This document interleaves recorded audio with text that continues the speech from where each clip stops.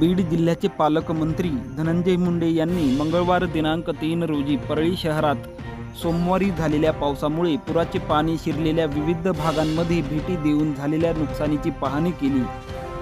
पूरग्रस्त नागरिकांना भेटी देत चर्चा करून धनंजय मुंडे यांनी नागरिकांना दिलासा दिला। यावेळी पुरामुळे घरात पाणी शिरून झालेल्या नुकसानीचे तात्काळ पंचनामे करण्याचे निर्देश त्यांनी प्रशासनास दिले।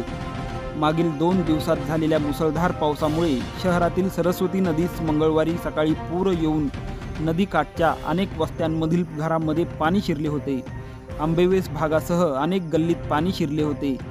या पाण्यातून मार्ग काढत राज्याचे कृषी मंत्री व बीड जिल्ह्याचे पालकमंत्री धनंजय मुंडे यांनी मंगळवारी दुपारी शहरातील पूरग्रस्त भागात भेट देऊन तेथील नुकसानग्रस्त नागरिकांची कैफियत ऐकून घेतली व नगरपालिका प्रशासनास स्वच्छता करून व तेथील नागरिकांचे प्रश्न सोडविण्याच्या सूचना केल्या।